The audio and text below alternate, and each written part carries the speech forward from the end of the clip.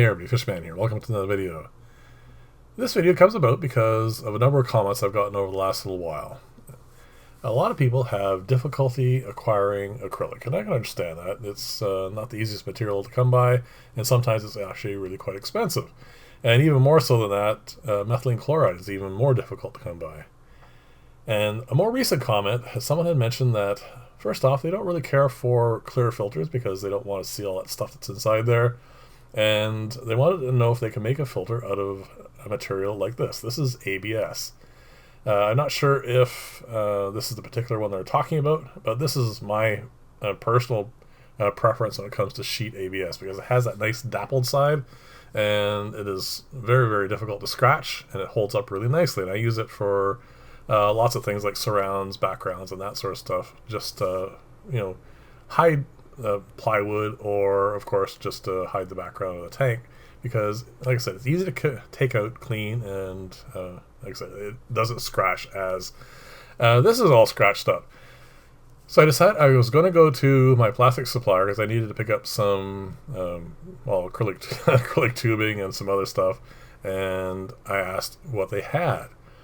Now they didn't have any of the ABS anymore, and apparently there is a almost 2-month backlog in orders for it. Certain materials are getting to be really quite difficult to acquire, and this form of plastic is. This is PVC, and this is what I decided to make it out of because they actually had one small 3x2, a little bit more than 3x2 sheet of 1/8. I wanted 1/8 because anything thicker is just silly. So I took it, and the cost of this particular sheet was this is a little over $50, and that is about 50% more expensive than acrylic. If I were to put this together as an opaque filter, like no material restrictions at all, I would choose just one of the colored versions of acrylic. It comes in all kinds of colors, and of course black would probably be my preference. But I decided to make this because, first off, I wanted to show you how you can make this sort of thing without using acrylic, because it does require a different form of gluing. And also, this particular material has one advantage over acrylic, and that is you can actually glue stuff onto this, so you can disguise it any way that you wish. You can glue on bits of rock, wood, whatever, and have it blend in much better into whatever your decor is. Now, process the material is a little bit different, as you can see here. Cutting on a saw is not a problem. It has a higher melting point, so you don't really get much melting as you can with acrylic.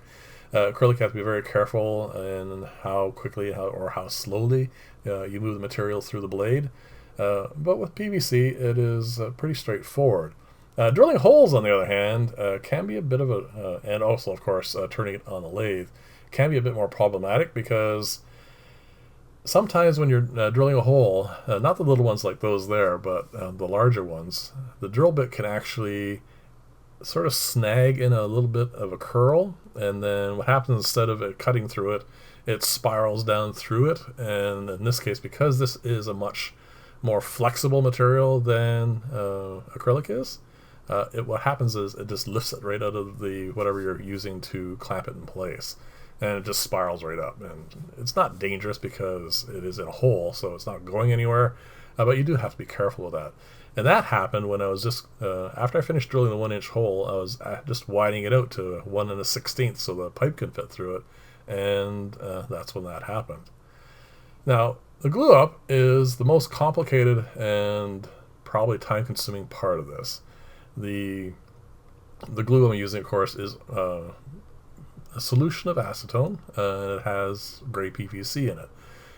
It's not hard to do. As you can see here, this is just in regular time. It takes, basically what it comes right down to, it is messier. It's much simpler to work with methylene chloride. What I'm going to do in this particular case, though, is I'm just going to glue this all up. This is very scratched and messy material to begin with, and I do plan on covering this in something to disguise it in the aquarium. So the look of it is really not that important. I am going to try and keep this reasonably neat, just to show you the process. It is not something that I do very often, to tell you the truth. I've only made a few things out of this material. and they were also parts that were inside sumps and things along those lines. Again, a thing that really didn't matter as far as looks go.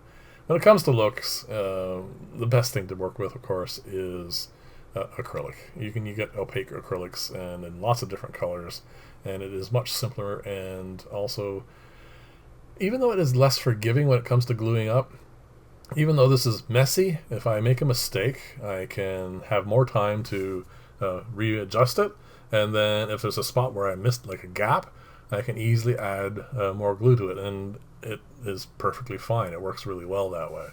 Acrylic, not so much. You have to be much more precise with your cuts and how you do all the all the whole processing of the whole welding and everything. It has to be much more exact. So I'm going to show you a little bit of the sanding here. Again, this is not really necessary. It's just to clean up the edges a little bit. And if the center part where you see all the scratches was a lot cleaner, this would be actually quite straightforward. But because that is the way it is, and because I also want to add stuff to it, I'm going to do a fair amount more sanding. Now, that little shiny coat that you see there, that is not the easiest thing to glue to.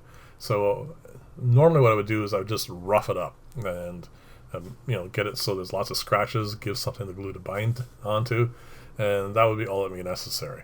But I'm going to do a little bit of this, and then I'm going to go and do the proper sanding. I'm going to show you a little bit more of that, just so you can make this look actually fairly reasonable, even with all these scratches. But the problem I was having with this is the sanding block I had put together on the other channel. It is very rigid, and as I said earlier, PVC is not. If you put any kind of pressure on it, it just bends. So this is unfortunately not the best material for doing this, so I switched over and just used sandpaper in my hand. The other problem was I didn't have any 600 grit.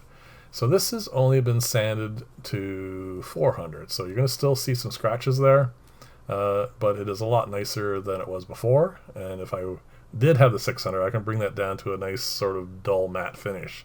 Again, not important, because I don't think even that is the best way of doing this. This is too shiny to glue onto, but the next side you're going to see here, this is the best one. This is rough and very easy to glue to.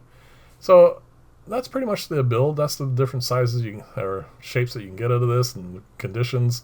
I don't prefer working with this material, but we're going to do a little bit more with it. I'm going to show you some things you can use to disguise this up with, and that'll be in a video coming up reasonably soon.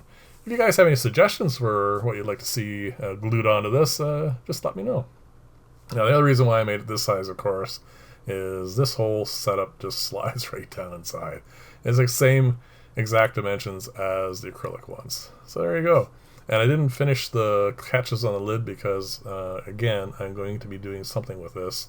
I have to figure what that is. So thank you very much for watching. Leave lots of comments. Let me know what you think. And I will see you in the next video. And bye for now.